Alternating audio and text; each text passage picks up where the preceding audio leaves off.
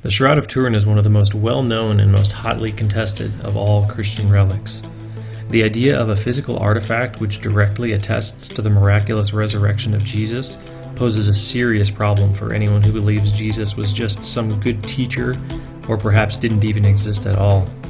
For that reason, many people find just enough evidence to support their desire for the shroud to be a medieval artistic forgery and consider the case closed.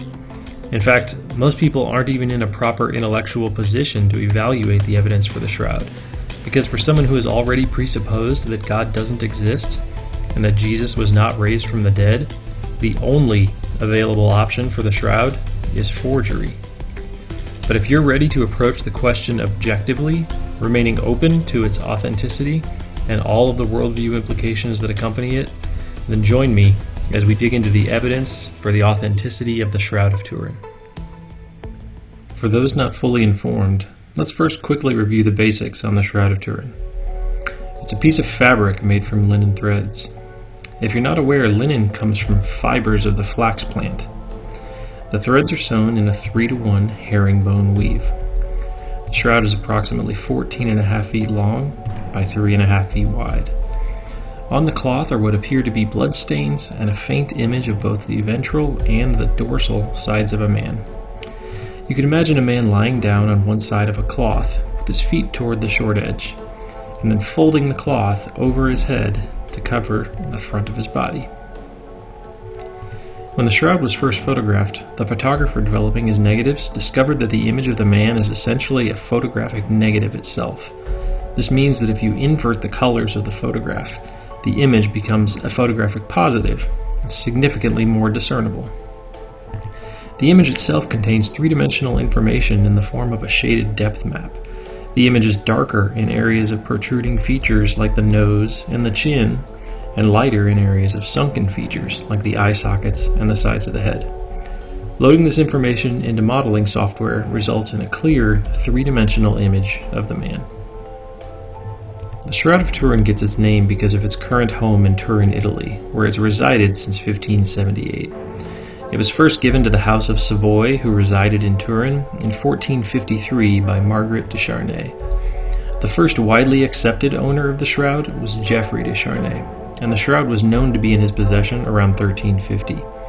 There is no documented account of how Geoffrey came into possession of the shroud, though a plaque in a church on his land in Liry, France, says he received it as a gift from the King of France for his valor in battle. However, most people do not believe this story to be true because the shroud was never documented in possession of the French crown, and such a prized gift from a king to a nobleman would be highly unlikely.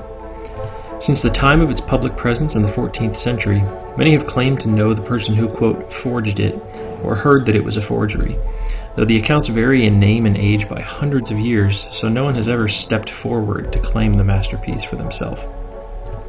In 1988, 3 samples were taken from the edge of the shroud adjacent to the left foot near the ventral image for carbon-14 radiometric dating by 3 independent labs. The collective date range they returned was 1260 to 1390 AD. On account of lack of documented history prior to the 14th century, combined with a carbon-14 date placing it solidly in the 14th century, most people believe the shroud to be a clever medieval forgery, and therefore consider the case to be closed. For most of my life, I too believed the shroud to be a medieval forgery, but I'm not really one to accept the claims of others simply on blind faith, so I decided to dig into that belief for myself. I realized I had absolutely no idea what the scientific evidence actually says, or what the Shroud of Turin research project actually discovered in their time with the shroud. I realized I had no idea what medium would have been used by the medieval artist, or whether or not we could even recreate it today. For those of you like me, what follows is the evidence that changed my mind and convinced me that the Shroud of Turin is indeed the authentic burial cloth of Jesus, and not at all compatible with the medieval forgery hypothesis. I hope you'll join me on my journey. Before we dig into the evidence, I need to offer some clarity on the fabrics in the Passion narrative. I've come to realize that many Christians read John's account of the burial preparation and assume that Jesus must have been wrapped up like a mummy. And since that assumption does not align with the idea of a burial shroud, these Christians automatically assume that the shroud is fake because it, quote, disagrees with the Word of God. So to better understand how the shroud fits into the gospel narratives, we need to take a closer look at the relevant verses. So let's start with the Synoptic Gospels. In Matthew 27, he indicates that Jesus is wrapped in a linen shroud. The Greek word here is syndon, which by definition is a fine linen cloth, or particularly a shroud. In Mark 15, he also indicates that Jesus is wrapped in a shroud, again using the same Greek word, syndon. And in Luke 23, he follows suit with the wrapping in a shroud, also using the same Greek word, syndon. So all three Synoptic Gospels are consistent in their indication that Jesus was buried and wrapped in a syndon, or a shroud. So then let's take a closer look at John's passage. When John says Jesus was wound in linen clothes, the Greek word that he's using is othonion, which in the plural refers to strips of linen. Now clearly, if these are intended to describe the same piece of fabric as the syndon in the Synoptic Gospels, then we have some sort of contradiction. But before we can draw that conclusion, we need to better understand what is being done with the fabric in each account, so as to shed light on exactly what is being described. Again, let's start with the Synoptics. All three verses translate the action to the English word wrapped, and both Matthew and Luke use the same Greek verb, entilisso, which means to roll in or to wrap in. This verb appears only one other time in the New Testament, in John chapter 20, when he describes the face cloth, or some translations call this the napkin, being folded up in a place by itself. So we can think of this verb as folding something up inside a piece of fabric, like folding a napkin over a dinner fork. The verb used in Mark is enileo, and while it's unique to the New Testament, it has almost the exact same meaning. We can think of this application as rolling something up inside of a rug. Now let's look at John. The Greek word for wound here in John chapter 19 is deo, which means to bind, tie, or to fasten. There are many instances of this verb in the New Testament, so we can get a very clear picture of what it's intended to convey. In Matthew chapter 12, Jesus describes having to bind up a strong man if he wanted to plunder his house. In Matthew chapter 13, Jesus describes the picking of weeds and bundling them to be burned. In Matthew 27, Jesus is bound as he is carried away as a prisoner. And even in John chapter 11, we see Lazarus' hands and feet bound as he comes out of the grave. So in the Synoptics, we see an entirely different description than that told by John. The Synoptics tell of Jesus being folded up or wrapped up in a shroud, while John tells of Jesus being bound or tied with linen strips. So it's clear that these are not at all describing the same events, which means that these are not describing the same fabrics. The Synoptics are describing Jesus being wrapped up in a shroud, folded up like a fork inside of a dinner napkin, and John is describing Jesus being bound up with strips of linen. This would have been a quick and effective way of combating rigor mortis and keeping the shroud in place for a quick burial until they could return to the tomb after the Sabbath had ended.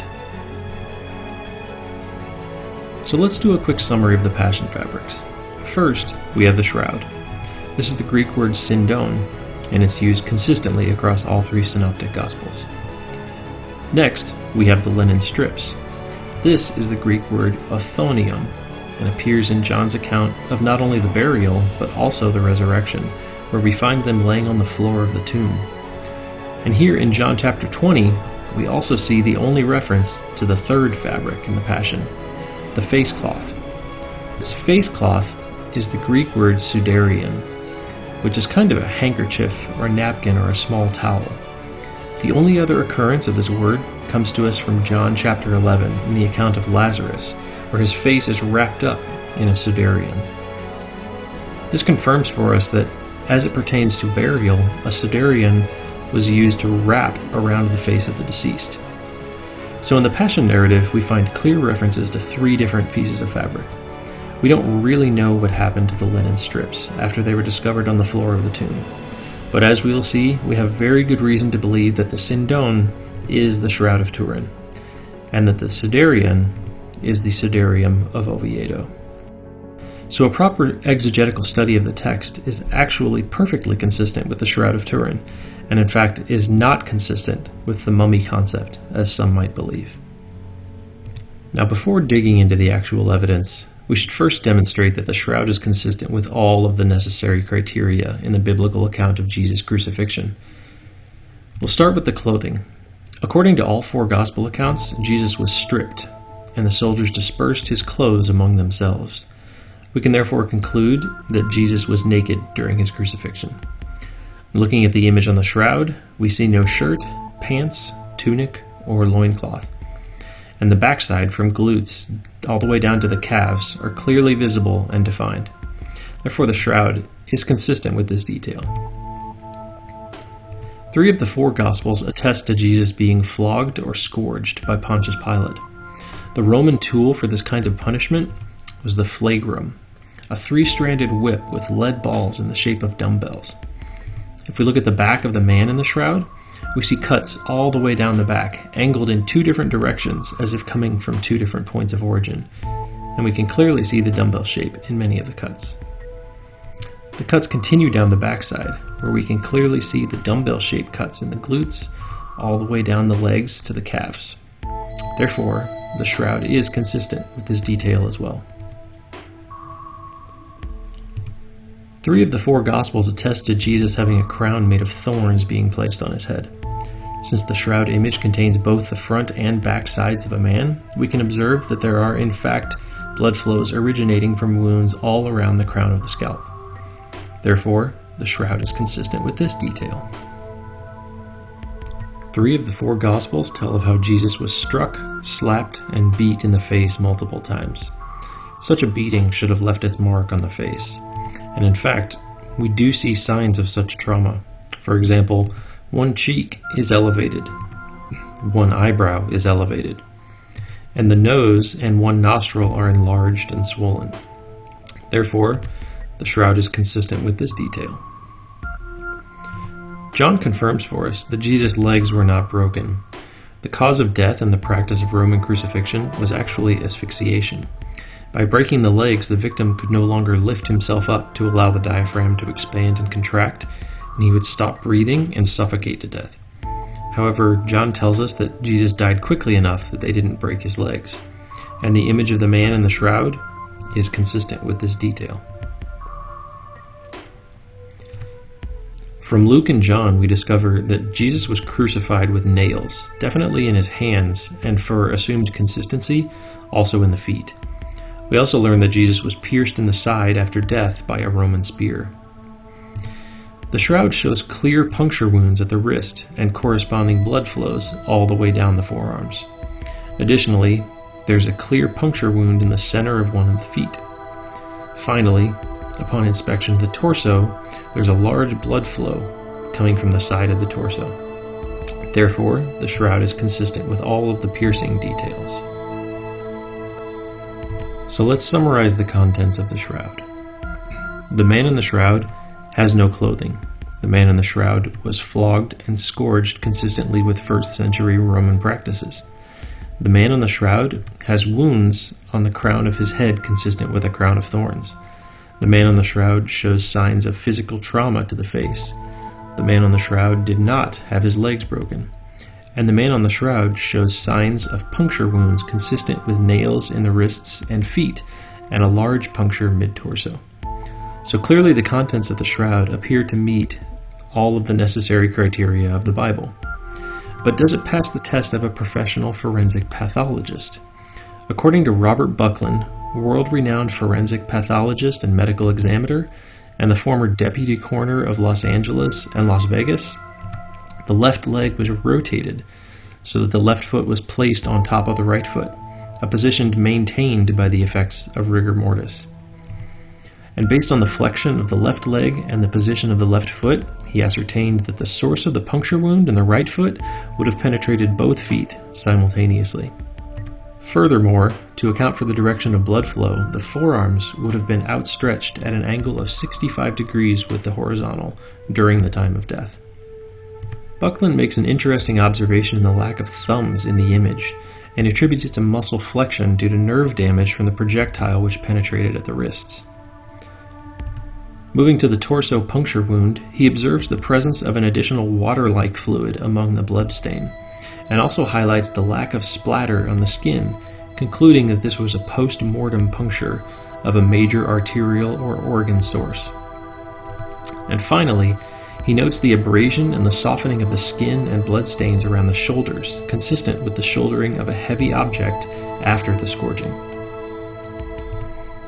So not only is the image superficially in alignment with the biblical account, the expert witness of a professional forensic pathologist illuminates that the man in the shroud had developed rigor mortis prior to wrapping, that the forearm blood flow was consistent with outstretched arms, that the thumbs were flexed due to nerve damage from puncture at the wrist, that the mid-torso blood flow was post-mortem and originated from a major artery or organ, and that the man carried a heavy load on his shoulders after the initial scourging. All of these details only further expand on the correlation between the content of the shroud and the biblical passion narrative. One final point of interest. In every single medieval painting of Jesus' crucifixion, the nails are always in the center of the palm. Yet we know now, based on the physical structure of the bones in the hand, that a nail in that location would simply rip out through the fingers. It would not sufficiently carry the weight of the crucifixion victim. Interestingly, the shroud is different from every piece of medieval artwork in this detail, in that it places the nails at the wrist. Not only is this different, but it's also physiologically possible. That means that the shroud is more medically and physiologically accurate than every piece of medieval crucifixion artwork. So is the content of the shroud consistent with the biblical passion narrative? Absolutely. Alright, let's begin our investigation by looking at how the image was formed on the shroud.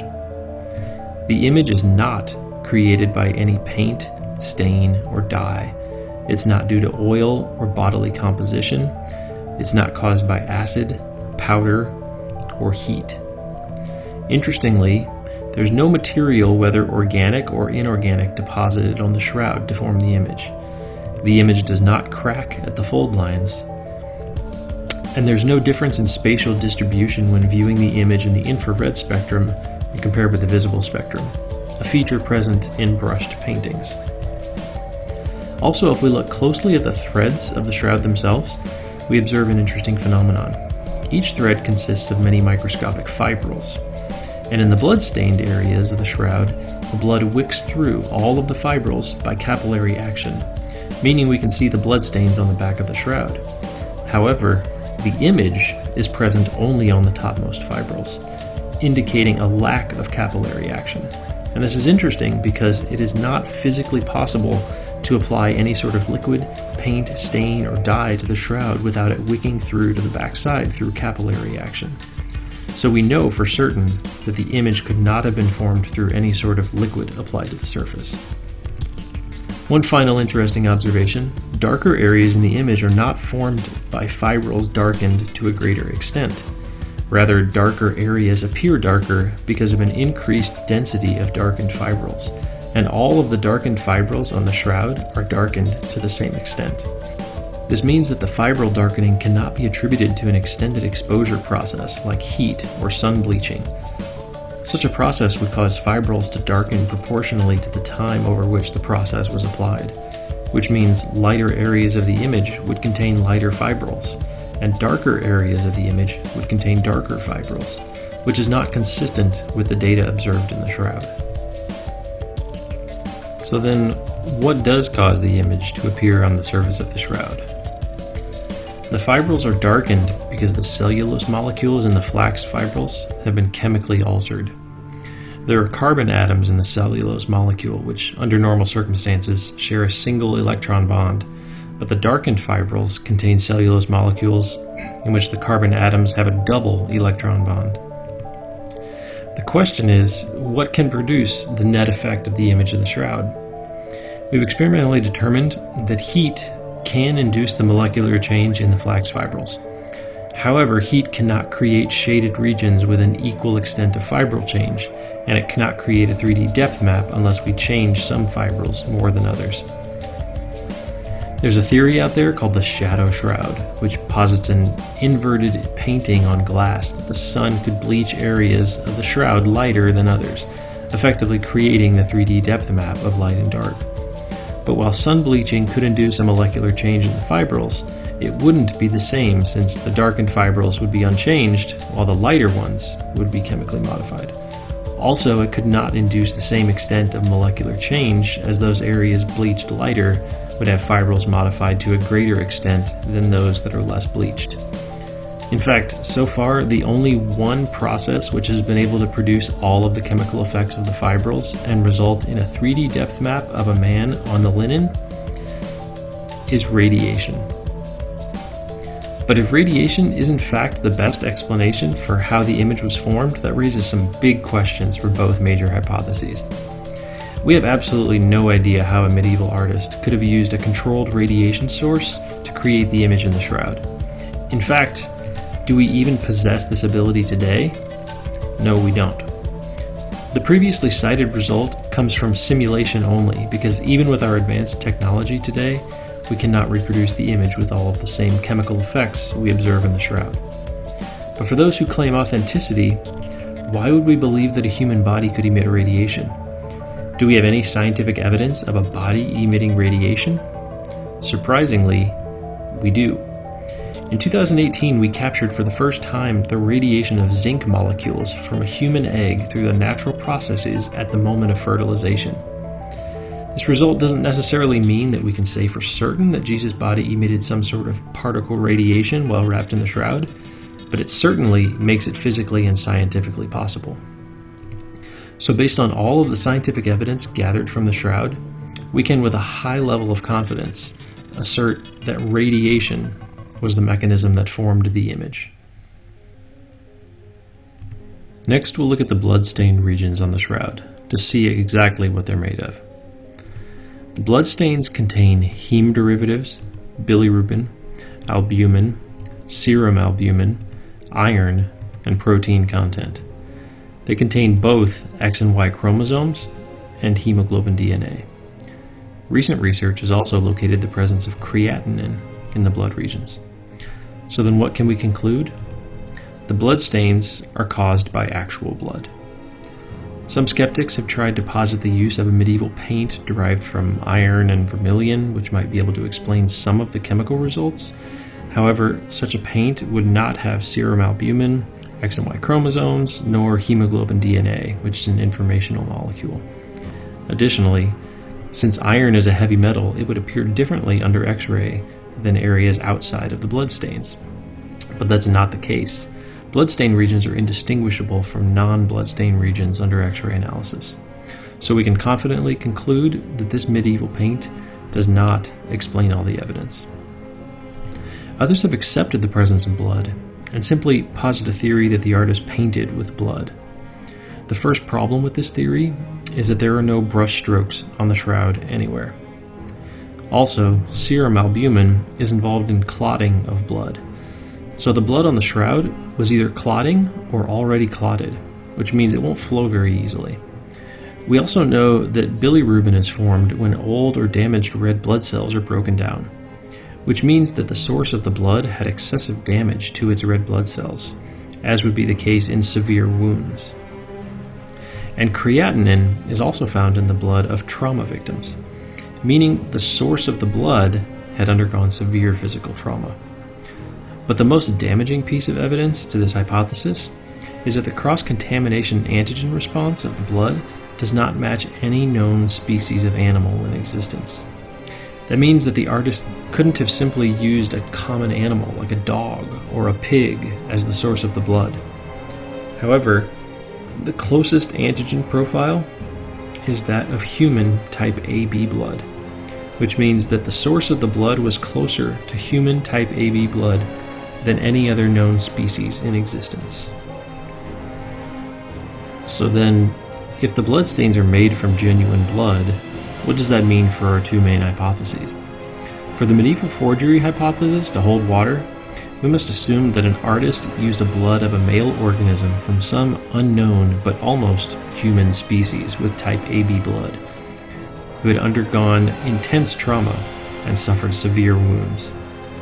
We must assume that the artist allowed the blood to begin clotting and then applied it to the shroud without the use of a brush. However, the authentic hypothesis is significantly less ad hoc, since the presence of blood from a trauma victim with many wounds is completely consistent with Jesus' crucifixion. And if Jesus were conceived miraculously, as is described in the Bible, it would completely explain why his DNA and associated blood would respond to cross-contamination in a way almost identically to, but not quite the same as a typical human. So then, based on all of the scientific evidence, what can we conclude about the bloodstain regions on the shroud? They're the result of clotting or clotted blood from a tortured, traumatized, almost human male organism. In addition to the molecular structure of the fibrils and the contents of the blood stains, there are numerous other pieces of physical evidence on or within the shroud which directly contradict the medieval origin hypothesis. For example, the spinning wheel had become a standard piece of equipment in Europe by the 13th century. However, the threads on the shroud were not produced on the spinning wheel. They are hand spun. In addition, the 3-to-1 herringbone weave was not being produced in medieval Europe and is much more common in ancient Syria. As mentioned earlier, the shroud's approximately 14.5 feet long by 3.5 feet wide. If we translate those dimensions into Roman cubits, the standard unit of measure in medieval Europe, the shroud is about 10.6 by 2.6 Roman cubits. But if we translate it into Assyrian cubits, the standard unit of measure in 1st century Judea, the shroud is almost exactly 8 by 2 Assyrian cubits. Though it's somewhat circumstantial, it seems unlikely that a piece of fabric would be sold at fractional standard market dimensions, especially since there's a side strip sewn onto the side of the shroud to make it the proper width. It seems much more likely that the fabric was sold in a market that used the Assyrian cubit for its standard unit of measure. Interestingly, the stitch used to sew the side strip onto the shroud is very unique historically. It has only been found in textiles from one other place in history, the ancient city of Masada, which was a Jewish city destroyed in 73 AD and never reoccupied. So from a historical analysis, the manufacturing method of the thread, the weave of the linen, the fabric dimensions, and the stitch of the side strip are all incompatible with the medieval origin, yet align perfectly with the 1st century Judean origin. At a microscopic level, we find cotton fibers among the linen threads, specifically a cotton species called Gossypium herbaceum. This particular species of cotton does not grow in Europe, but rather in the Middle East and Africa. In addition, there are limestone particles on the shroud, especially around the area of the feet. The spectral signature of these limestone particles is not consistent with that found in Europe, but perfectly matches the samples taken from Jerusalem. Pollen evidence is also of significant interest, as there are 58 species of pollen found on the shroud. However, only 17 of those 58 species actually grow in Europe. The remaining 41 species of pollen do not grow in Europe at all, but rather in Africa, Asia, and the Middle East. In fact, of the 58 species of pollen on the shroud, 55 of them grow in Jerusalem. And only 3 species of pollen do not grow in either Europe or Jerusalem. Those 3 species of pollen are local to regions of Urfa, which used to be called Edessa, and Constantinople. In fact, of the 58 species of pollen on the shroud, 18 of them grow in Urfa or Edessa, and 13 of them grow in Constantinople. So with 58 species of pollen on the shroud, there are many species local to Jerusalem, Edessa, and Constantinople, in addition to the European species of pollen. If the fabric had originated in Europe and remained in France for the entirety of its existence, there's absolutely no way to explain the presence of so many species of non-European pollen. There's also a species of pollen of particular interest, called Gundelia. This pollen, which was found in very large amounts on the shroud, is a thistle local to the Middle East, which has very long thorns on it. So from microscopic analysis, the Middle Eastern cotton in the flax fibers, the Jerusalem limestone, the 41 species of non-European pollen are all incompatible with the medieval origin, yet align perfectly with a 1st century Judean origin. While carbon dating is the gold standard, there are certain physical properties of the shroud material that can assist in the discovery of the age of the fabric. As a review, the carbon dating puts the shroud between 1260 and 1390 AD. Yet there are 2 flax spectroscopy tests which are used to determine the age of flax fibers themselves. And these 2 tests say that the flax fibers are from anywhere between 700 BC and 300 AD. And an additional test of the tensile strength of flax fibers indicates that the fibers originated between 0 and 800 AD. Plus, a test of a material aging due to ambient environmental factors puts the flax fibers at about the same age as the Dead Sea Scrolls, which originated between 250 BC and 70 AD. So by employing additional methods of aging flax fibers, we can find that the 2 spectroscopy tests, the tensile strength test and the environmental damage test, are all incompatible with the medieval European origin, yet align perfectly with the 1st century Judean origin. So let's summarize the physical evidence. When we evaluate the manufacturing of the thread, the linen weave, the physical dimensions, the side strip stitch, the cotton fibers in the thread, the pollen species on the shroud, the limestone particles on the shroud, and the 4 additional means of aging flax fibers, we find that not a single piece of physical evidence is consistent with the medieval European origin. Yet, every single piece of evidence aligns perfectly with a 1st century Judean origin, which means that the physical evidence deposited on the shroud is completely incompatible with the medieval forgery hypothesis, and instead points exclusively to the authenticity of the shroud. As I discussed earlier, there were 3 pieces of fabric in the Passion story: the Sindon, the Othonion, and the Sudarium. The last one, if you recall from John chapter 20, was a napkin or a face cloth that was used to wrap the face of Jesus and was found in the tomb on that Resurrection Sunday. We have actually very good reason to believe that the Sudarium of Oviedo is that Sudarium. The Sudarium of Oviedo actually has a very well documented paper trail. It was in Judea until 614 AD when it was taken to Alexandria by a presbyter named Philip, ahead of the Persian conquest of Jerusalem. Then just 2 years later, as Persia continued south in their conquest, the Sudarium was taken across North Africa as Persia continued to expand its empire. The Sudarium fled to Spain among the refugees, entering at Cartagena. It spent the next 100 years in Seville and Toledo, and then in 718 AD it entered the region of Oviedo, and it's still housed in a church in Oviedo today. Since the Sudarium doesn't have an image on it, and there's no interruption of the image around the head and the shroud, it must be true that the Sudarium was not on the body at the time of Jesus' burial, which has led some to question why it would be in the tomb at all.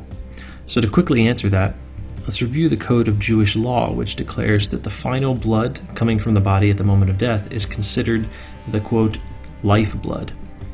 And according to this code, anything which contains the lifeblood should be buried with the body, so as not to separate the body from the lifeblood. So according to the contemporary Jewish law, the Sudarium, which likely covered Jesus' head while he was being removed from the cross, evidence of which we'll discuss in a minute, would have wiped some of the blood from Jesus' body and would have therefore been considered a carrier of lifeblood. And that's precisely why we should expect the Sudarium to be in the tomb, even if separate from the body and the shroud. So let's dig into the evidence discovered under scientific investigation of the Sudarium. First, there's a significant amount of dirt and pollen on the Sudarium. Dirt samples and pollen species match those sampled from Judea, North Africa, and Spain, supporting the documented paper trail of the Sudarium. In fact, the dirt matches samples taken specifically from the area around Calvary, where Jesus was crucified. Interestingly, the Sudarium contains a large amount of pollen from the Gundelia thistle, the same thorn-bearing Middle Eastern thistle found on the shroud. It also contains stains of both blood and fluid in a ratio of 1:6. Though a full species analysis has not been performed on the blood is or very closely matches human type AB blood, the same as found on the shroud. The fluid is pleural edema, a fluid that develops in the lungs of those who die of asphyxiation.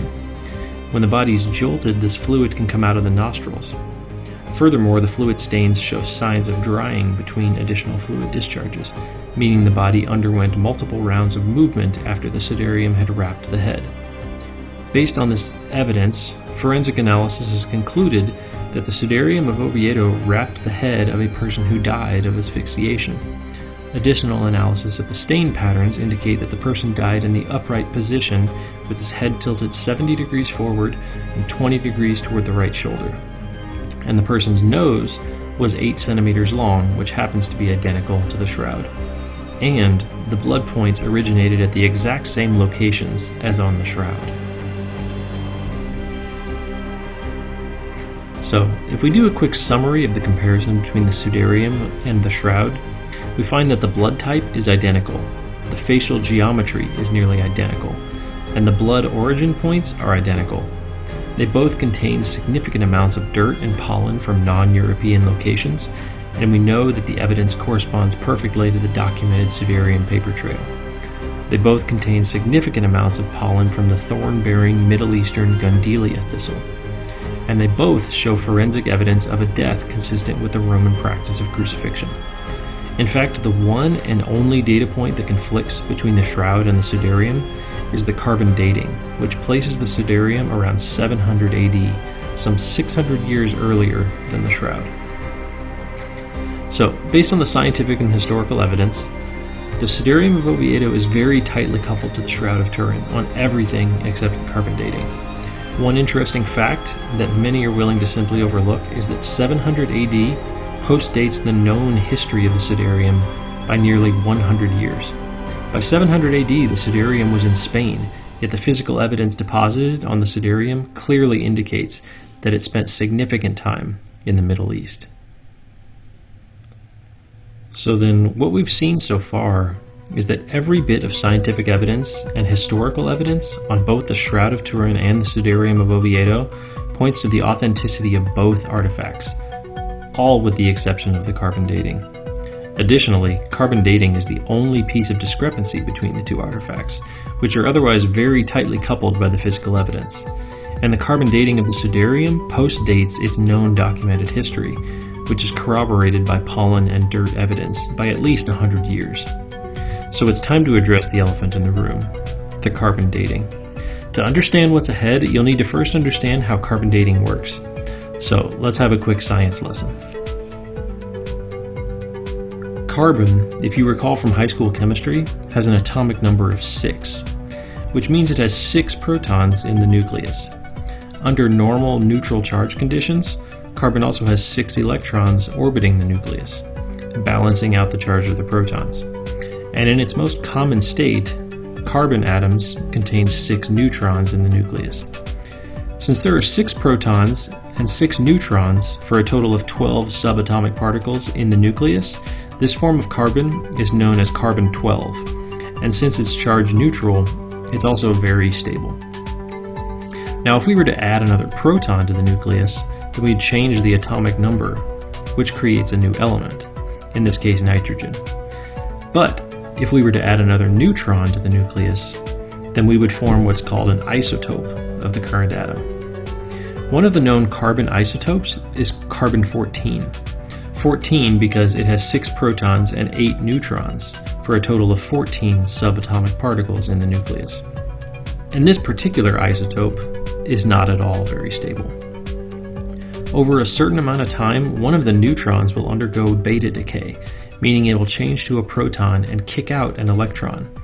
And since we now have 7 protons in the nucleus, and we have a new atomic number, and a new element, nitrogen.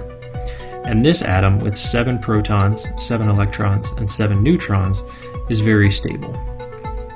So over time, these carbon-14 isotopes will decay into nitrogen-14 atoms, and that decay has a half-life of 5,730 years. If you don't recall, the term half-life basically means that half of a quantity of an element will be gone after the time has elapsed. So if you have a given quantity of carbon-14, half of it will be gone after 5,730 years. After another 5,730, half of the remainder will be gone. And again, and again. We can plot this exponential curve as a percentage remaining versus time. So if we take a sample and determine the percentage of carbon-14 lost, we can figure out the percent remaining.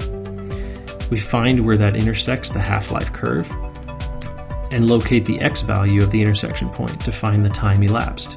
In this case, 1,984 years. But how do we find the percent of carbon-14 remaining in a sample? To answer that, we need to know how carbon-14 is formed. So here's the Sun and the Earth. When a cosmic ray enters our atmosphere, it interacts with particles there and creates a secondary cosmic ray in the form of an energized neutron. This neutron collides with the stable nitrogen-14 atoms in the atmosphere. The result of this reaction is the formation of a carbon-14 atom with 6 protons, 6 electrons, and 8 neutrons, and the ejection of a proton with no neutrons, or essentially a hydrogen atom. So we all know that carbon will react with oxygen and form carbon dioxide, and this carbon dioxide is absorbed by plant life during photosynthesis, resulting in the production of oxygen. And the carbon broken down from the CO2 is absorbed by the plant. Some of that carbon absorbed will be a stable carbon-12 isotope, and some of it will be other carbon isotopes, like carbon-14. Since carbon-14 production is based on natural processes in our atmosphere, the ratio of carbon-14 to carbon-12 atoms absorbed by the plant is, for all intents and purposes, constant.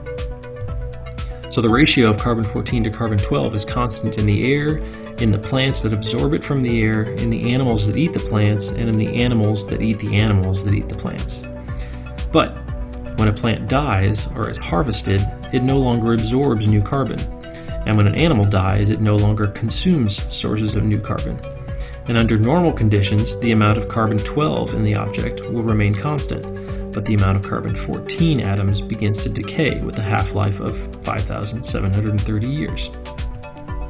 So if we take a sample of something, we can measure the number of carbon-12 atoms in it, represented by the variable m, and the number of carbon-14 atoms, represented by n.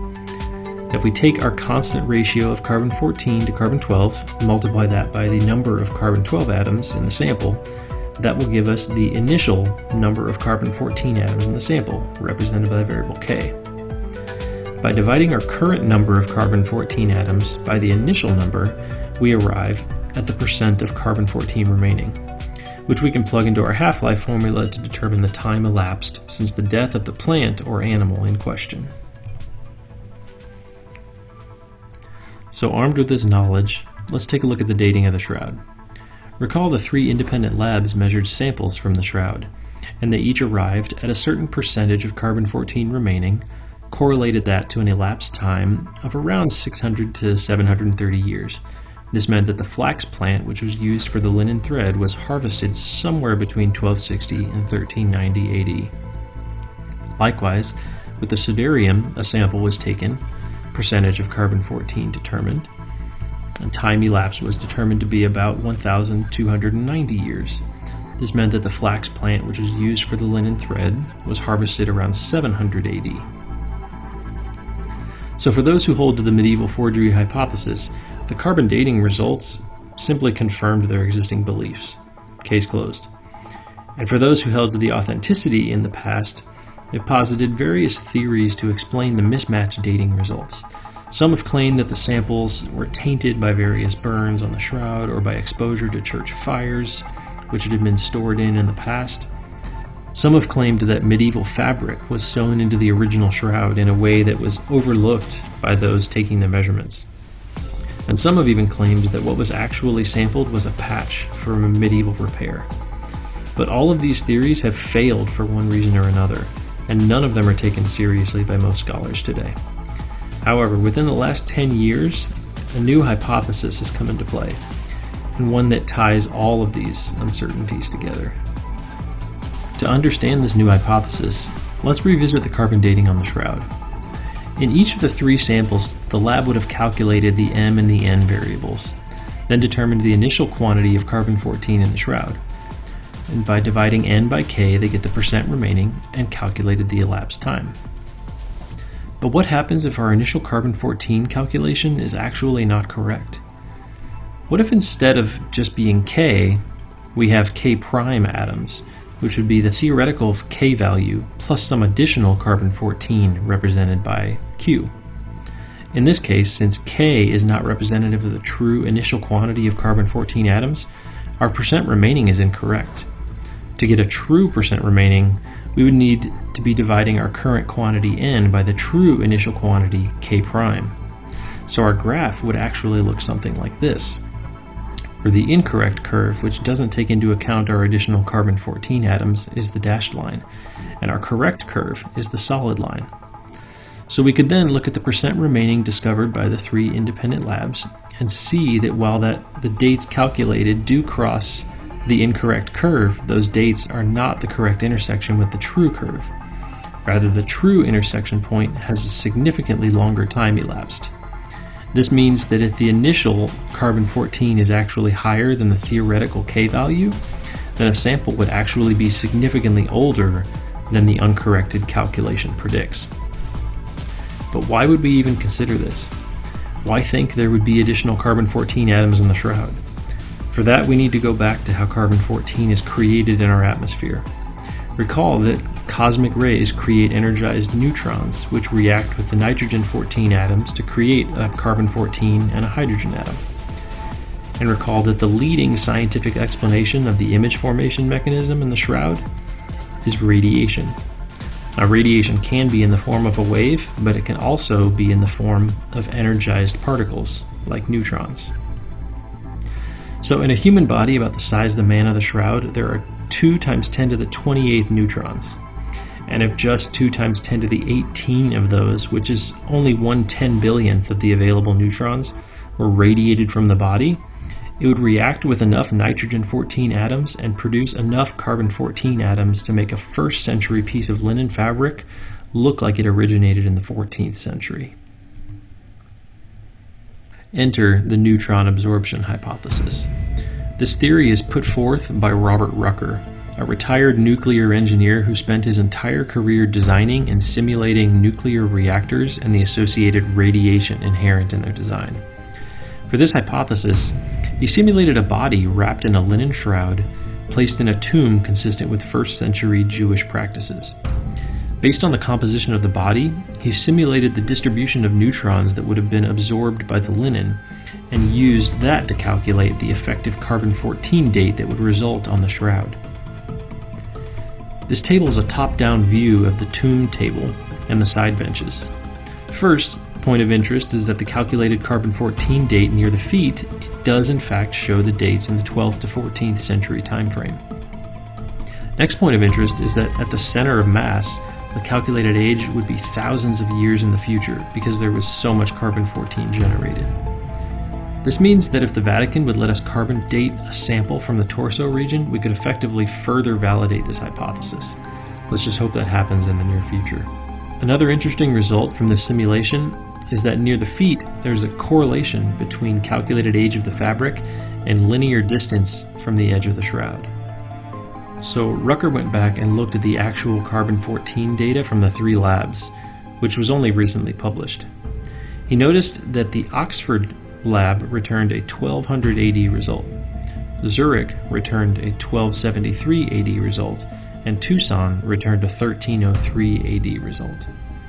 If we compute the difference between these results, we end up with an uncertainty of 102 years plus or minus 35 years, which equates to nearly a 3 sigma uncertainty.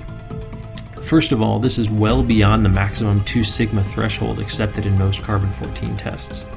But more importantly, Rucker noticed that there is indeed a positive correlation between the calculated dates and the distance of the samples from the edge of the fabric, consistent with his simulated results. Rucker also went back to look at the data to see if he could explain the dating of the Sudarium of Oviedo. As it turns out, there are bands along either side bench where if the Sudarium were placed, it would date to around 700 AD.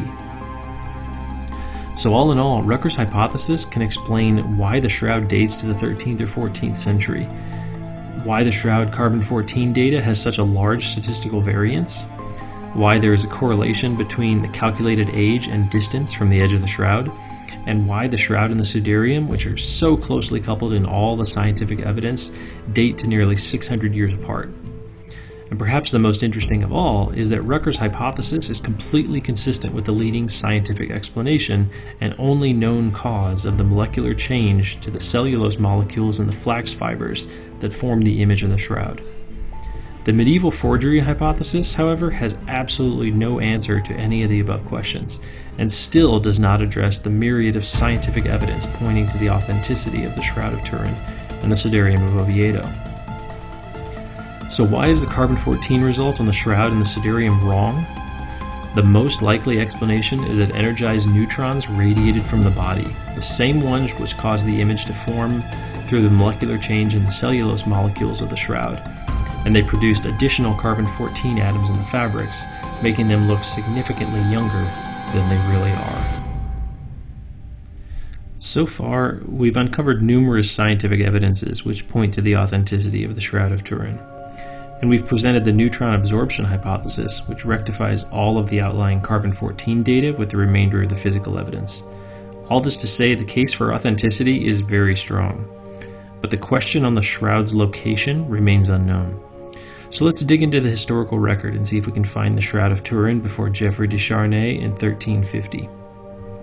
The first task is to find historical mentions of the shroud, references in written accounts that speak of Jesus' burial cloth or sindone. And the first potential hit comes from Theodore of Epirus in 1205 AD. He wrote a letter to Pope Innocent III in which he protested the looting that had happened in Constantinople after the toppling of the city in 1204 AD with the Fourth Crusade. And he describes how the Venetian soldiers looted the treasure and the gold, and the French soldiers looted the holy relics. And the most sacred of all the relics he mentions, the linen in which our Lord Jesus Christ was wrapped after his death and before the resurrection. He also informs us that this sacred linen was now in Athens. He doesn't explicitly mention an image or anything, but he does say that it used to be in Constantinople, and that it was looted in 1204 and taken to Athens. So let's start by looking in Constantinople. In his work titled The History of Those Who Conquered Constantinople, Robert de Clary, a crusader knight who was stationed in Constantinople from 1203 to 1204, tells us a little more about this mysterious linen in Constantinople prior to the looting. There in the church was the shroud in which our Lord had been wrapped, and on it, apparently, was the figure of our Lord. Now the old French word for shroud here is sandouin, which is equivalent to the Greek word sindon, and the word for figure here roughly translates to bodily form. So this crusader, present in Constantinople before its sacking, saw with his own eyes a sindon with the figure or bodily form of Jesus on it, and corroborates for us that it was looted when the city was taken. To further corroborate the account, Emperor Constantine VII, living in Constantinople, sent a letter in 958 AD to encourage his troops while on campaign. He told them he was sending them holy water that had been consecrated by holy relics, including the shroud, or sindon, which God wore. So we have good reason to believe, based on the historical evidence, that a shroud referred to as, quote, a shroud that God wore, complete with a figure of our Lord on it, existed in Constantinople from at least 958 AD to 1204 AD. We can't know for certain that this is the Shroud of Turin, so for now let's just call this the Shroud of Constantinople. The next logical question is, where did the Shroud of Constantinople come from? In the early 12th century, prior to 1130 AD, Vatican Library Codex 5696, folio 35, was written as an explanation for the history of the Shroud of Constantinople. It has an interesting retelling of an old legendary tale. The legend is that of King Abgar, king of Edessa, who requests a visit from Jesus in the 1st century. But Jesus, being preoccupied with his ministry, declined to visit and said he would send an apostle to visit him along with the portrait. But this is no ordinary portrait. In this 12th century account, Jesus says, "I'm sending you a likeness not only of my face, but of my whole body divinely transformed on a cloth." So according to this document, the Shroud of Constantinople is some sort of likeness of the entire body of Jesus on a cloth. Interesting in and of itself, but this document is of particular interest for two reasons. First, because the legend goes back to much earlier in history, but in earlier versions, like the one on a Good Friday sermon from Pope Stephen III in 769 AD, Jesus says, "I'm sending you a likeness of my face on a cloth." Notice no mention of whole body. Second, this is interesting because the Abgar legend applies to an even older and much more widely known image in history, the image of Edessa. And we know for certain that the image of Edessa arrived in Constantinople on August 15th, 944 AD. So why would the Vatican records take a previous legend pertaining to the image of Edessa and alter the sayings of Jesus to make it more indicative of an entire body image on a burial shroud? To answer that, we need to look more into the image of Edessa. The first truly historical reference we have to the image of Edessa comes in the year 544 AD. The Persian king Khosroes laid siege to the city of Edessa, but the city was able to repel the attack. In his account of the siege, historian Evagrius Scholasticus recounts how the town was saved through the miraculous assistance of the divinely made image not made by the hands of man. This phrase, "not made by the hands of man," is the Greek word akairopoietos, which literally means "not hands made," and is often used to describe the image of Edessa. Though the Abgar legend is likely not entirely historical, it can reveal to us some interesting insight on the nature of the image. For example, in 620 AD, the Acts of Thaddeus retells the old Abgar legend to explain the history of the image of Edessa. But in this version, Jesus washes his face and then wipes it on a towel so that his image was imprinted upon the linen and has it delivered to Abgar. A few interesting things here. First, the word towel here is unique. It's the Greek word tetradiplon, which literally means four doubles. Second, the word linen here is sindon, the same word for the shroud in the Gospels. And third, the image is described as the imprint of drying Jesus' wet face, not from any painter or sculptor. So according to the writings in the early 7th century, the image of Edessa was actually a sindon, or shroud, containing what looked like a water imprint of Jesus' face on it, and it had been doubled in 4. More on that in a minute.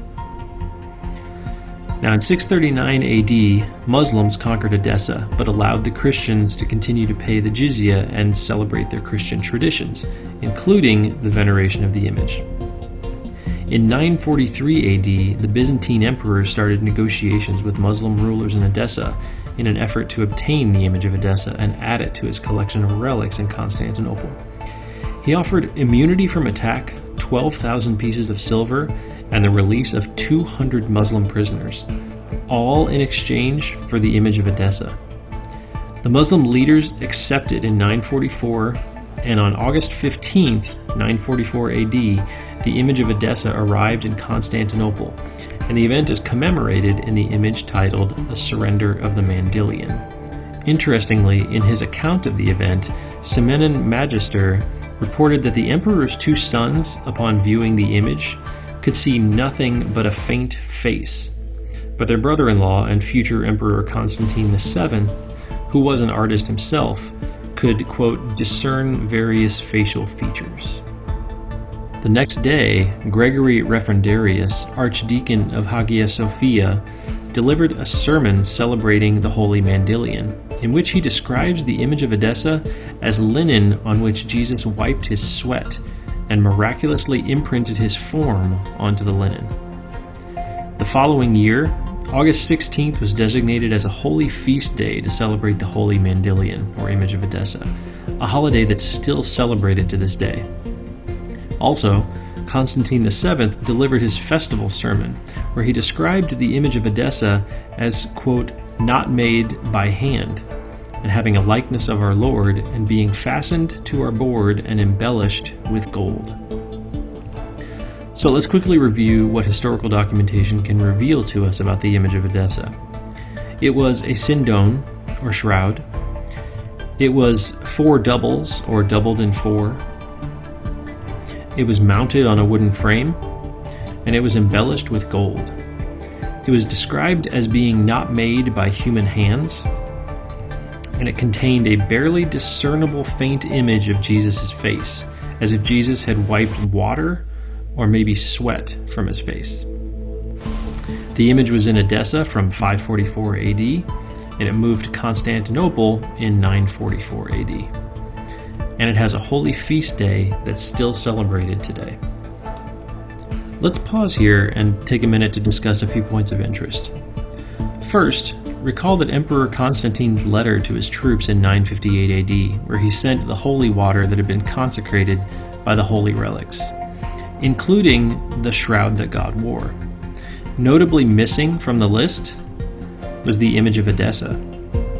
We have a relic that has its own feast day, that was acquired through the release of 200 prisoners and 12,000 pieces of silver, that arrived in the city to fanfare, parades, and festivals, and yet it wasn't even used to consecrate the holy water. Second, the evolution of the Abgar legend over time. In 620 AD, Jesus dried a wet face on linen. In 769 AD, it contained the likeness of Jesus' face. In 944 AD, Jesus wiped his sweat on the linen. And then in 1130 AD, the image suddenly contains not just Jesus' face, but his entire body as well. It's interesting that the Byzantines would take the same legendary origin of the image of Edessa and apply it to the shroud that God wore as well. Third, the importance of the image of Edessa cannot be overstated. It still has its own feast day, celebrated today. And yet, when the city was looted, no one ever complained about it going missing, and no one ever pleaded to get it back. For something so important to the Byzantines and the history of its feast day, it's hard to explain why every mention of it suddenly went missing without any complaint or question. Finally, we have this image of Edessa, some sort of shroud with the miraculous imprint of Jesus' face on it, complete with its own fanfare, parades, sermons, holidays, etc. Somewhat expected. But if the image of Edessa has such fanfare accompanying it, how much more so with the shroud worn by God, complete with the entire imprint of Jesus' body? Yet there's absolutely nothing in the historical record. The shroud that God wore simply appears without cause or celebration at about the same time that the image of Edessa falls completely off the radar. So what can we make of all of this? What's the best explanation of all this historical data? Quite simply, the image of Edessa is the Shroud of Constantinople. It first shows up in Edessa around 544 AD as a shroud, doubled in 4, mounted to a wooden frame and embellished with gold, and it contains a faint image of the face of Jesus. It arrives in Constantinople around 944 AD, pretty much unchanged. Yet sometime between 944 and 958 AD, someone looked under the embellishments and discovered that this shroud, when unfolded, contained more than just the faint image of Jesus' face, but in fact contains the faint image of his entire body. This theory can be corroborated by the historical depictions of the image of Edessa. Notice it's not a nice vertical portrait or even a square. It's a squatty rectangular portrait. One could easily see how something the size of a burial shroud could be folded a few times lengthwise and arrive at something similar to the geometry seen here. Also of note, in the second photo on the right is the monochromatic image on a sepia background exposed through what looks to be a circular opening in a white slipcover, perfectly in agreement with the description of a wet face on linen that had been mounted to a frame and embellished. So we have more than sufficient evidence to equate the image of Edessa with the Shroud of Constantinople. But this still doesn't trace it all the way back to Jesus. and there isn't a reliable historical source for the image of Edessa prior to the account from 544. So we need to take a different approach if we hope to close the gap. If we look at the artistic depictions of Jesus from the 3rd or the 4th centuries, we observe that Jesus was almost always depicted as Greek in appearance and having fair skin, and almost no beard and short hair. There's almost no consistency from one depiction to the next, and no halo around the head of Jesus. However, in the 6th century, we begin to see the introduction and standardization of a new style of painting Jesus, known as the Christ Pantocrator. This style portrayed Jesus with long hair, parted on the top of the head, a long beard, and a long nose. And we also see the introduction of the halo and a surprising consistency in appearance from one to the next. In at least one of these Pantocrator images, the Holy Face icon, formerly installed in the Lateran Palace in the Vatican, explicitly declares itself to be a copy of the image of Edessa. So we have a good reason to believe that the introduction of the new style and standardization of the facial features are the result of artists copying from the image of Edessa as it became more prolific and public in the 6th century. In fact, since the Shroud of Constantinople would have been viewed through a circular opening in the slipcover while disguised as the image of Edessa, and since the halo did not appear on Jesus before the Pantocrator, it is more than reasonable to conclude that the only reason Christians started applying the halo to Jesus and eventually to the other, quote, saints, was because of the circular frame on the image of Edessa. We can draw further impact of the image of Edessa on Christian artwork through the analysis of the burial and entombment art. Early depictions of the entombment of Jesus showed his body wrapped up like a mummy. In these illuminated Syrian manuscripts, notice the Pantocrator head of Jesus, but the body is simply wrapped up and formless. But that changed around the 11th century, when burial artwork began to show Jesus' body laid out on a long piece of fabric. So we have these two traditions in Christian artwork. Sometime between the 10th and 12th century, Christians stopped using the formless mummy as Jesus' burial and started depicting Jesus laid out on a large piece of fabric. And sometime between the 5th and 7th century, Christians stopped portraying Jesus as an inconsistent and Greek and started adopting the Pantocrator style. And both of these critical points align perfectly with the public life of the image of Edessa and its transition from a facial image to a full-body shroud that God wore. So we have very good reason, based on historical artwork, to believe that Christians were referencing the image of Edessa and eventually the Shroud of Constantinople for their artwork, all the way back to the public appearance of the image of Edessa in the 6th century. So we can use those artistic changes to look for clues about the origins of the image of Edessa. As early as the 4th and 5th centuries, we start to see some of the Pantocrator styles come into being. The halo begins to appear and the long hair and beard come into play. But many of the finer details of the face of Jesus are still not consistent or standardized in these early paintings. However, the first truly standardized instances of the Pantocrator, complete with facial details consistent with the others, are the Christ enthroned mosaic in the new Basilica of St. Apollinaris, completed on site in 526 AD, and the Basilica of St. Apollinaris in Classe, completed on site in 549 AD. Notice mosaics like these take a long time to create, and the Christ enthroned was completed in 526 AD, well ahead of the public appearance of the image of Edessa in 544. But given their consistency with other Pantocrators, and the fact that the mosaics were completed on site, it's more than reasonable to conclude that prior to its more public existence in Edessa, the image of Edessa resided on site with these two mosaics, at least for a time. And interestingly enough, these first two Pantocrator mosaics are located in the same city, Ravenna, Italy. In the 6th century, Ravenna was under the rule of the Ostrogoths.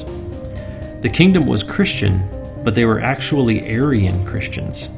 If you don't know about Arius or his teaching of Arianism, do a little reading on the Council of Nicaea. I won't cover that here for the sake of time. The Byzantines, not friendly to the Arians, overturned the Ostrogoth kingdom in the mid-6th century, so the Arians there would have needed a place of refuge. Edessa was one such city that was friendly to Arianism at the time, so it's well within reason to believe that the Arian Christians had possession of the image and took it with them to Edessa just before the demise of the Ostrogoth kingdom.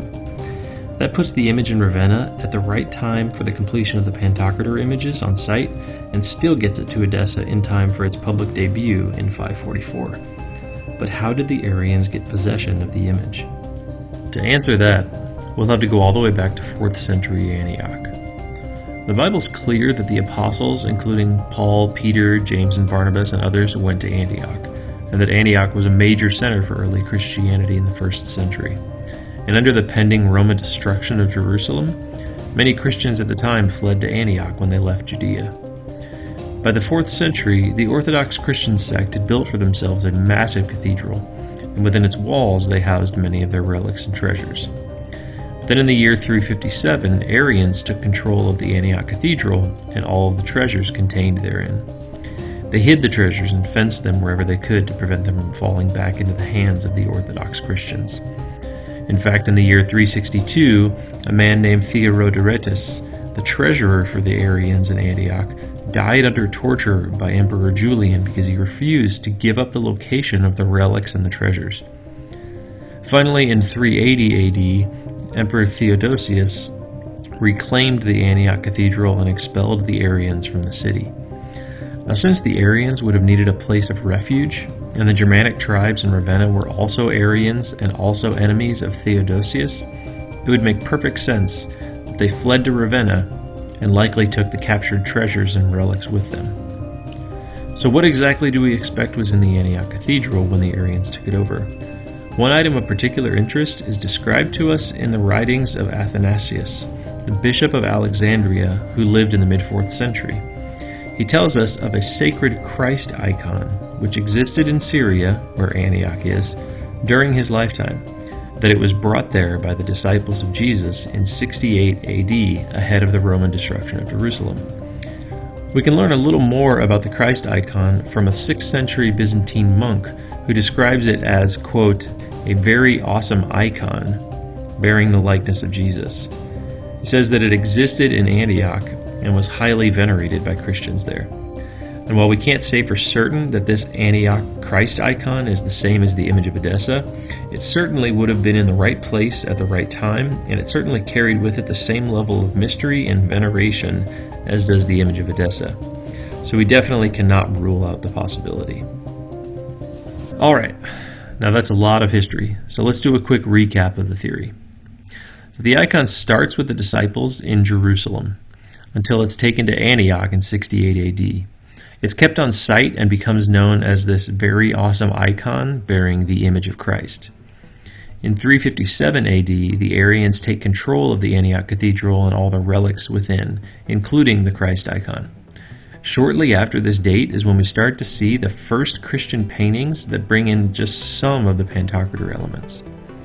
In 362 AD, the Arian treasurer dies under torture, refusing to give up the relics in the possession of the Arians. Then in 380 AD, the Arians are evicted from Antioch, and they seek shelter in Ravenna with their fellow Arians.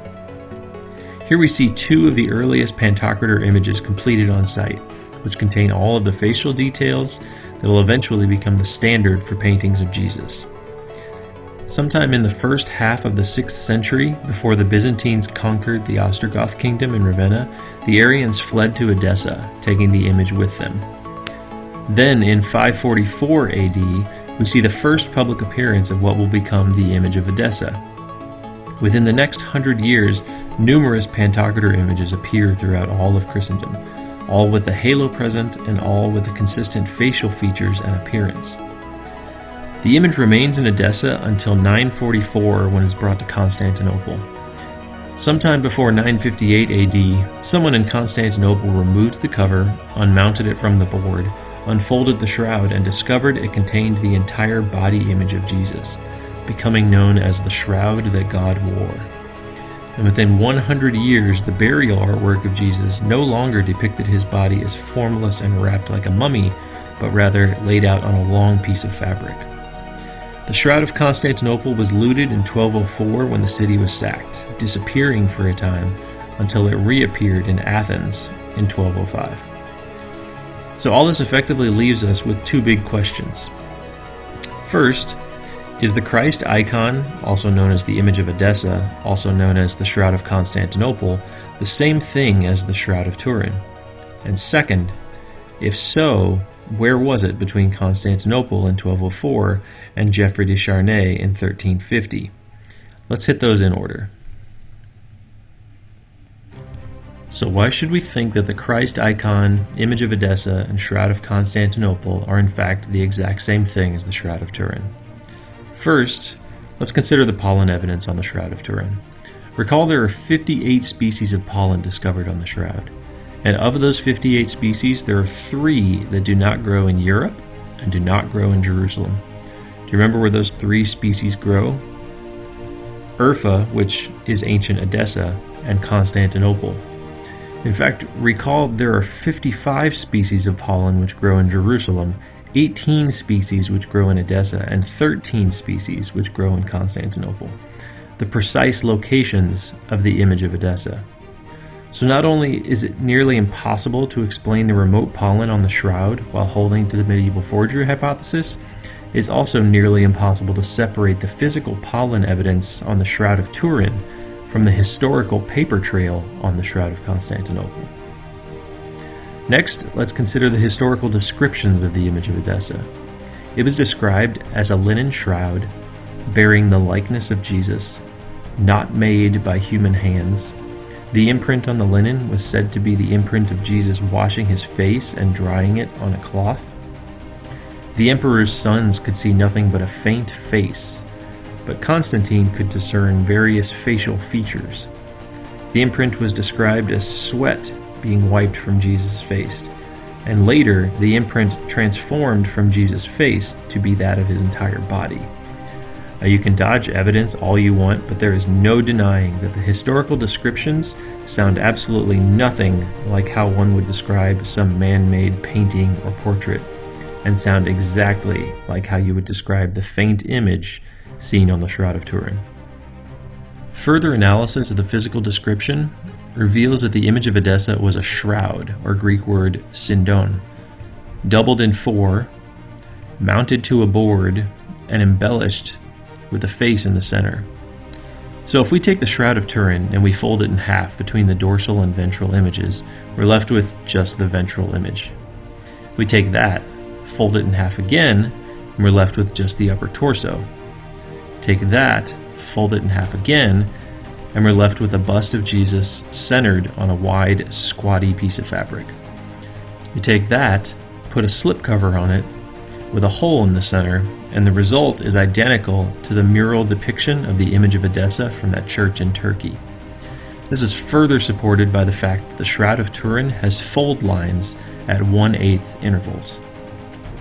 Now I'll admit that at this point in my investigation, the idea of doubled in 4 kind of threw me for a loop, because the Greek word tetradiplon means 4 doubles, and I had assumed that the doubling was pertaining to folding, like the fabric was folded or doubled over 4 times.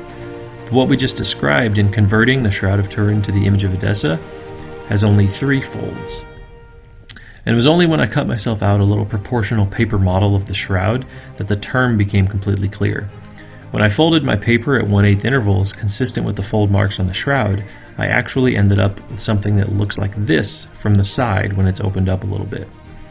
So I've come to the understanding that the term tetradiplon, as meaning the image of Edessa, was folded such that there were 4 sets of double layer fabric. I think this is the most common sense interpretation of the term tetradiplon, and it makes perfect sense when you actually see the layers laid out like this. Anyway, that's not all that critical. Just wanted to bring some clarity on something that might raise some questions. Moving on. We also have a reason to believe that the Shroud of Turin is the Shroud of Constantinople because of the burial artwork changes. This image, which I used earlier to demonstrate the critical point in burial artwork, comes from the Hungarian Prey Codex, which dates to the 12th century or the early 13th at the latest. If we take a closer look at Jesus' hands in the picture, there's something odd about them.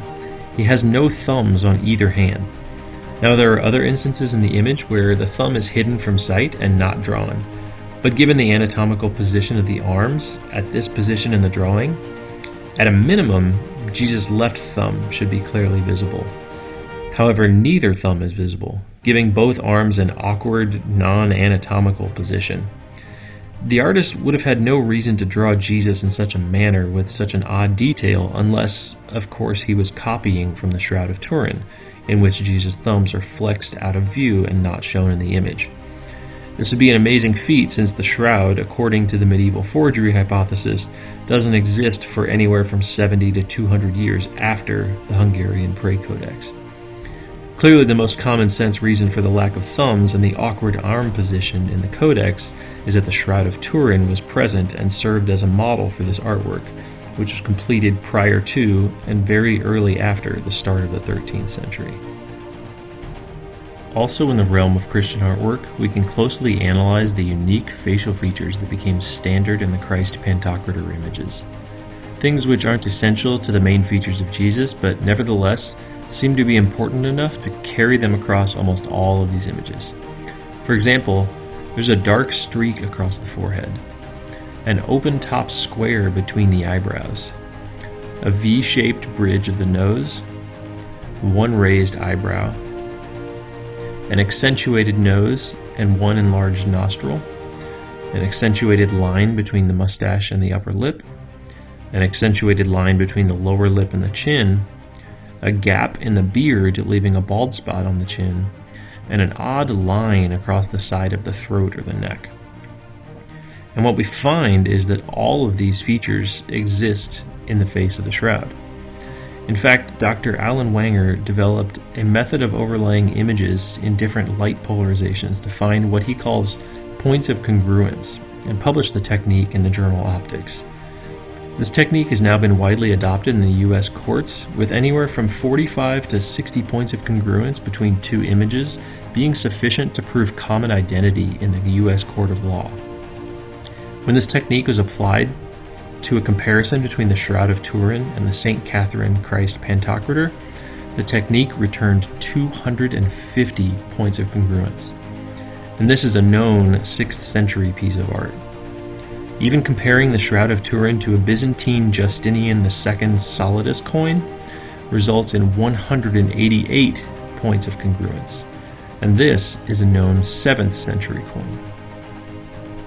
To this effect, many skeptics will claim that the Shroud of Turin is simply another Pantocrator, that it was essentially copied from all of these other pieces of art. But that raises the question on a few of the facial features, like the lines in the neck. These lines don't serve any purpose. They don't refer to anything anatomical, and they're even awkwardly forced onto the image in some cases. It makes no sense why these marks would be included, unless, of course, these artists were copying from the Shroud of Turin, which does have this mark, likely due to a defect or a fold around the beard. But perhaps even more interesting is the open-top square between the eyebrows. Again, such a square is not natural and not anatomical. It's awkward and it's forced in these images. The more realistic ones try to soften the edges a little bit, despite still including it as a facial feature. Now, interestingly, the Shroud of Turin does have this feature, but there's more to it than meets the eye. When we look closely, we can see that there's actually a material defect in the shroud right down the middle of the face. A long rectangular strip, slightly darker than the rest of the material. And this extends from the top of the head all the way down through the chin. Therefore, the open top square between the eyebrows is actually attributed to this material defect in the Shroud of Turin, which makes it incredibly difficult to argue that it was copied from the other paintings. Instead, the most common sense interpretation of the evidence is that the material defect led the artists to see a slightly darker square region along the eyebrows and interpret that as a meaningful facial feature. So they included it despite its lack of anatomical correlation and its awkward presence among the facial features. So, based on the pollen evidence and its tight correlation to the historical paper trail of the image of Edessa, the historical descriptions and depictions of the image of Edessa, the unique features of the Christian burial artwork, and hundreds of points of congruence between the Shroud and the Pantocrator images, we can, with a very high degree of confidence, being well within reason, conclude that the image of Edessa is in fact the exact same entity as the Shroud of Turin. Okay, final question. Where did the Shroud of Turin go? Recall it was in Constantinople until 1204 when the city was looted and it disappeared, until it showed up in Athens a year later. So how do we connect these two cities? The answer lies in a man named Othon de la Ruche. He was a French crusader knight who took part in the sacking of Constantinople. After the Crusades, he was appointed Duke of Athens, which would explain how the shroud arrived in Athens. According to a papal bull, Othon retired in 1225 and returned to Burgundy, France with his family. And there, in a castle on his estate, still exists a chest with a plaque on it that says the 13th century coffer in which was preserved at Ré Castle the Shroud of Christ brought by Othon de Ré from Constantinople. From here, Othon had a granddaughter named Isabella de la Ruche, and she married Henri de Vergy. They are the great-great-grandparents of Jeanne de Vergy, the wife of Geoffroy de Charnay. And with that, we've completed the chain of custody from the 1st century Christ icon all the way to the first widely accepted owner of the Shroud of Turin. So based on the historical evidence available to us, we have very good reason to believe that the shroud was taken by Jesus' disciples to Antioch. The Arians carried it to Ravenna and eventually Edessa. The Byzantines brought it to Constantinople. Othon de la Ruche brought it to Athens and France, and then handed it down through his descendants until it reached Geoffroy de Charnay, the first widely accepted owner of the Shroud of Turin. I know this was a lot of information to digest. We covered biology, chemistry, archaeology, history, art, and many other subjects. So just to be certain we have the full case in view, let's do a quick summary of everything we discovered today. A closing argument, if you will. We started with the image formation, where we discovered that the image is not the result of any paint, stain, dye, powder, acid, oil, or any other chemical, nor is it attributed to heat or scorch. Recall that the image is due to a change in the covalent bonds between carbon atoms in the cellulose molecules of the flax fibrils themselves, and the leading scientific theory on how we can induce all of the molecular evidence in the image is radiation. It should be clear to you then that the image formation process and the viable mechanisms that can create it were simply not available to a medieval artist to forge. We can't even recreate all of the molecular phenomena in the shroud with our amazing technology today, so we have absolutely no reason to believe that some medieval artist could do so. However, since we know that a human egg emits energized particles at the moment of fertilization, and a similar particle radiation event from the body while wrapped in the shroud could induce all of the molecular effects we observe in the shroud, the image formation evidence is absolutely consistent with the authenticity of the shroud. Next, we look at the blood stains, where we discovered that the stains are the result of genuine blood. Microscopic analysis indicated the presence of heme derivatives, bilirubin, albumin, creatinine, iron, protein, serum albumin, hemoglobin DNA, both X and Y chromosomes, and the blood returned an antigen profile consistent with the blood type AB.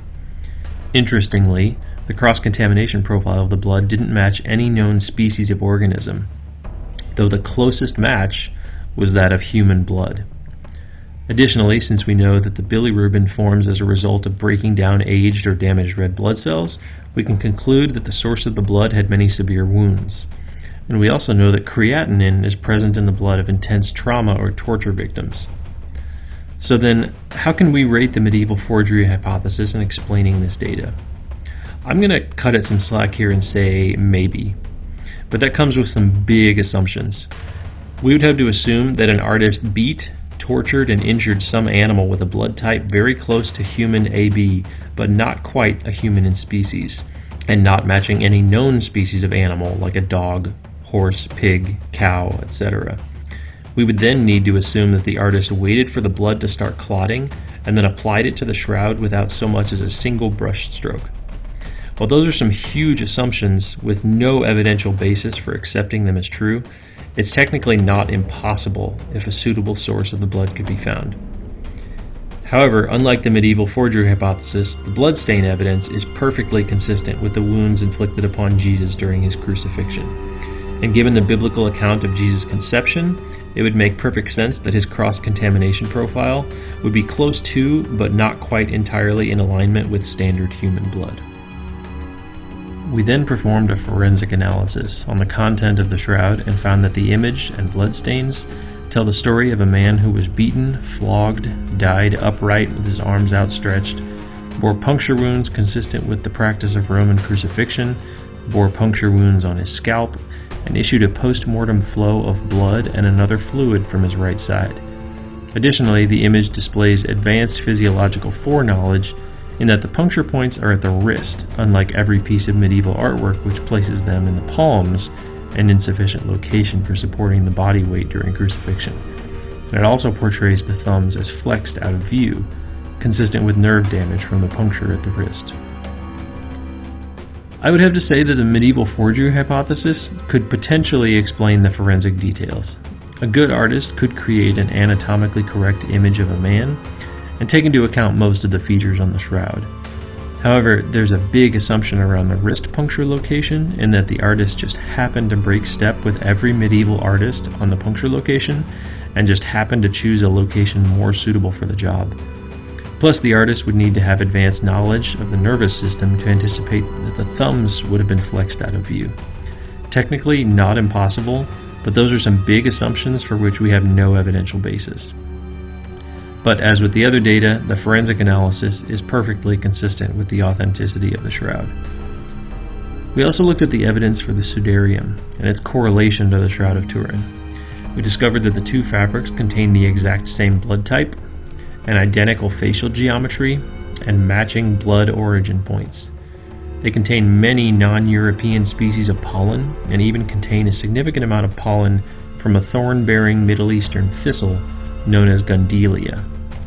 And they both contain stains and content consistent with a death by crucifixion. So how do our hypotheses fare in explaining the evidence? The medieval forgery is simply not consistent with the tight correlation between these two fabrics. By the time of their carbon dates, both fabrics were in their present European countries, which leaves no time for the fabrics to reside in the Middle East or Africa to pick up the numerous species of pollen there. Likewise, the likelihood that two artists separated by hundreds of years and hundreds of miles could paint two different fabrics to have matching blood origin points and matching blood types, especially when the flow pattern is different between the two, for all intents and purposes, is non-existent. So I see no way to rectify the tight correlation of these two fabrics with the medieval forgery hypothesis. The evidence is much more indicative of the authenticity of both fabrics. Next, we performed a physical analysis on the shroud. We discovered that the shroud is made from hand-spun thread, not at all consistent with a European textiles industry that used the spinning wheel as a standard piece of equipment, but perfectly consistent with the first-century textile manufacturing processes. We discovered that the thread is sewn into a 3-to-1 herringbone weave, a pattern not being produced in medieval Europe, but prolific in first-century Syria. We translated the physical dimensions into marketplace units for medieval Europe and ancient Syria, and the shroud is a fractional unit of measure of medieval Europe, but exactly in line with standard units of measure for ancient Syria.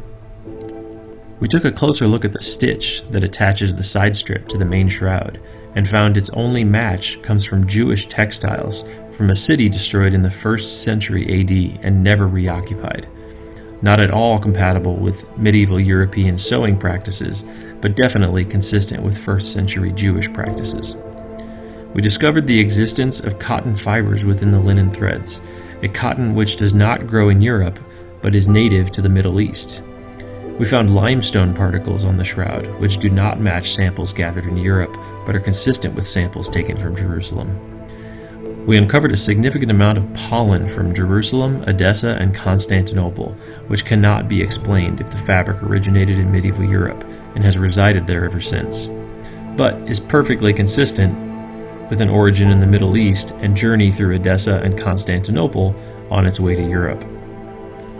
We also reviewed 3 tests which can aid in determining the age of flax fibers, all of which directly conflict with the medieval origin date, yet align perfectly with the 1st century date of origin. And we found the environmental damage from ambient sources is consistent with that seen on the Dead Sea Scrolls, which date to no later than 70 AD. Again, in conflict with a medieval origin, but perfectly consistent with an origin in the 1st century. So where does this leave us? The physical evidence on and within the shroud is simply not compatible with the medieval origin hypothesis, but it's all perfectly consistent with the authenticity hypothesis.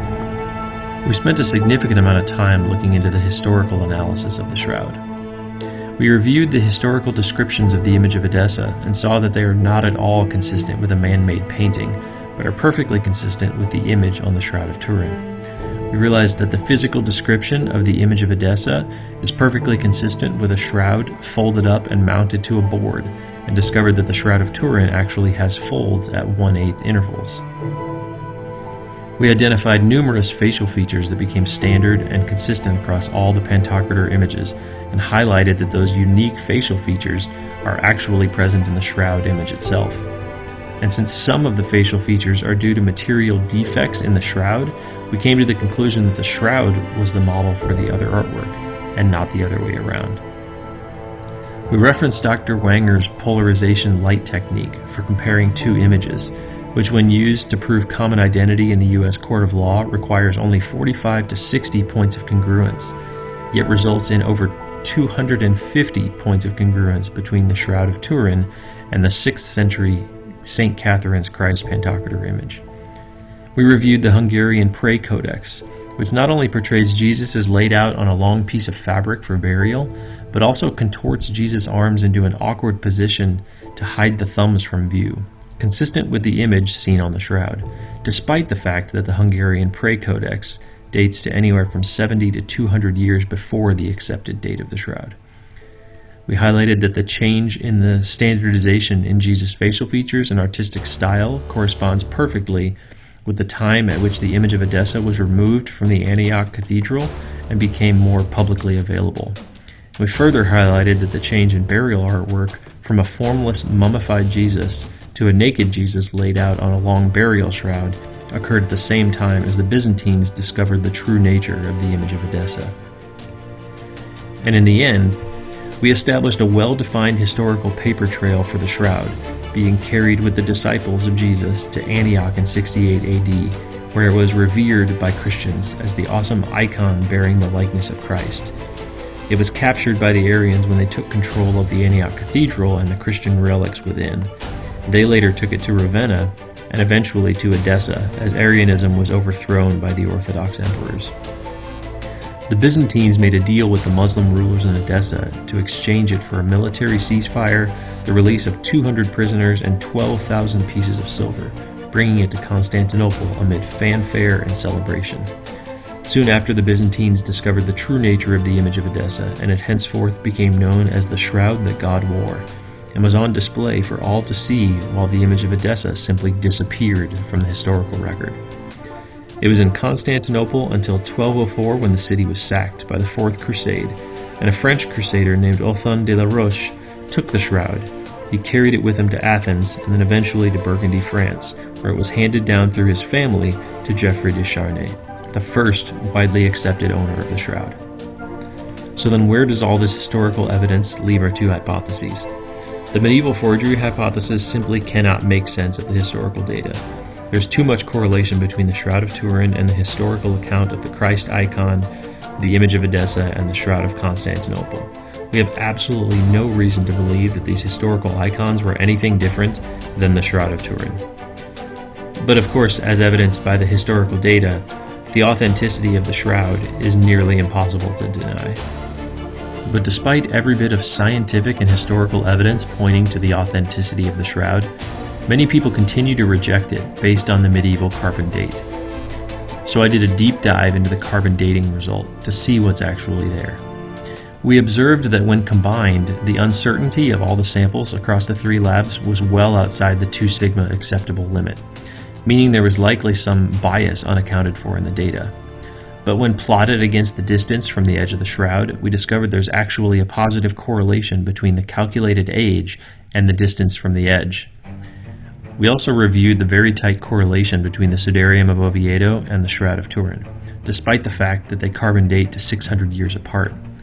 These three facts gave us significant cause to question the veracity of the carbon dating results, but we needed a hypothesis that could explain all of the phenomena we find in the data. We found it in Robert Rucker's neutron absorption hypothesis. We heard about the theory of particle radiation emitting from the body in the shroud, energized neutrons which reacted with the nitrogen atoms in the shroud to produce new carbon-14 atoms, just as it's produced in the atmosphere. And we found that using just a minuscule fraction of the available neutrons in the human body, we could create enough carbon-14 atoms to make a first-century shroud look like it originated in the 14th century. Additionally, Rucker's hypothesis actually predicted both the absolute value of a 14th century date and the correlation between calculated age and the distance from the edge of the shroud, as is seen in the actual lab data. His model even further predicted the date of the Sudarium if it had been placed in a certain area on the bench adjacent to the body. And since his hypothesis is consistent with the leading scientific theory on the mechanism for the image formation in the shroud, and we know that human embryos emit particle radiation at the moment they're fertilized, we have absolutely no reason to reject his hypothesis. He has presented a way to know for certain if this theory is true by carbon testing a piece of the shroud from the center of the mass, which would date to thousands of years in the future. All we can hope is that the Vatican will let us do that in the near future. But for now, the theory aligns with all of the other scientific evidence. It predicts the calculated dates of both fabrics and predicts the age-distance correlation seen on the shroud. So we can consider it a very sound theory. So then how do our hypotheses fare? I'll give the medieval forgery theory some leeway here and say that it might be able to explain the carbon dating. After all, carbon dating is the single piece of evidence on which the vast majority of skeptics stand when holding to their hypothesis. However, after a complete investigation of the actual lab data, we must assume that the very wide or wider than typically accepted uncertainty was simply the result of some error or bias in the fabric. We must assume that the age-distance correlation is actually just random noise, and we must assume that the otherwise very tight correlation between the shroud and the Sudarium is simply the result of luck or a freak coincidence. These are some pretty big assumptions with no evidentiary basis. But if someone is willing to accept them on blind faith, then carbon dating could potentially support the medieval forgery hypothesis. Alternatively, under Rucker's hypothesis, the entirety of the carbon dating evidence fits perfectly with the rest of the historical and the scientific evidence, which clearly points to the authenticity of the shroud. So then what can we say as our final conclusion? What's the best explanation of the cumulative case of the evidence discovered from biology, chemistry, history, and art?